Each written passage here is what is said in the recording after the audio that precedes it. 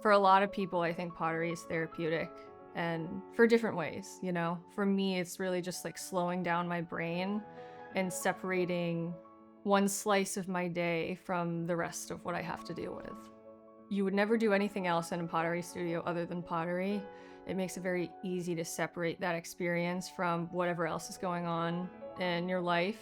At least that's been my experience. It makes it much easier to just focus and be in the moment and not worry about anything beyond the clay in front of me.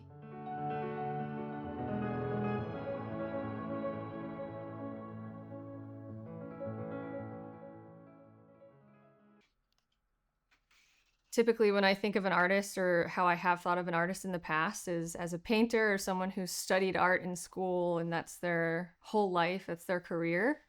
And that isn't me, but being an artist doesn't mean fitting one image of what an artist is. You know, everyone's art is different. Everyone experiences the world differently. And I think that it took some time, but anyone who creates something and is creative is an artist. And it doesn't mean that you have to be wildly successful or fit some mold. You make art. You are an artist.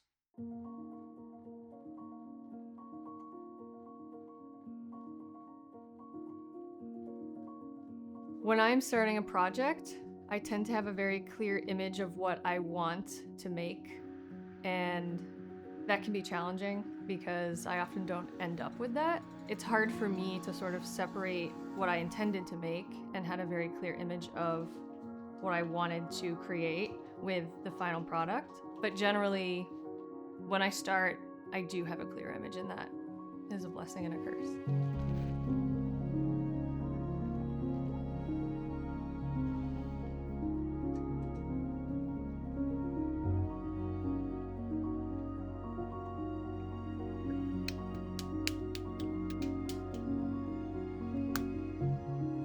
The hardest thing about creating for me personally is feeling like I'm not coming up with novel ideas.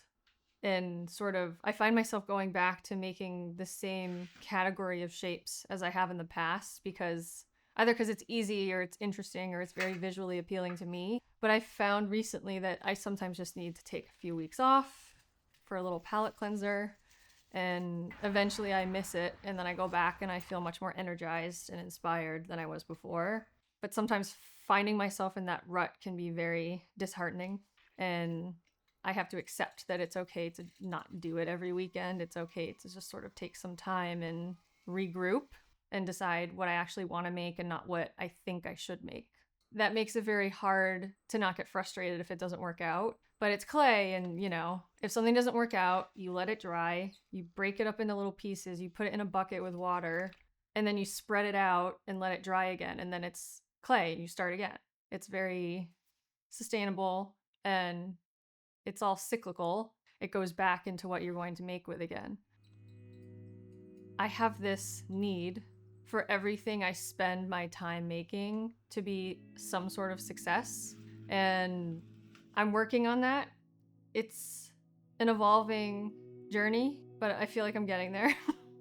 I think the thing that has helped me the most to combat my self-doubt is my friends supporting me, showing up for all my little sales and trunk shows, and purchasing my pieces and asking me to make them things as gifts for other people. It has given me a lot of encouragement. It's not the same as your parents telling you you're good at something. Like, they have to tell you that, or they should tell you that. Friends don't have to lie to you, and I don't believe that they are. And their support and their constant excitement about what I'm making encourages me and makes me feel like I have a place in the pottery world, and that I have sort of proven myself enough to be here.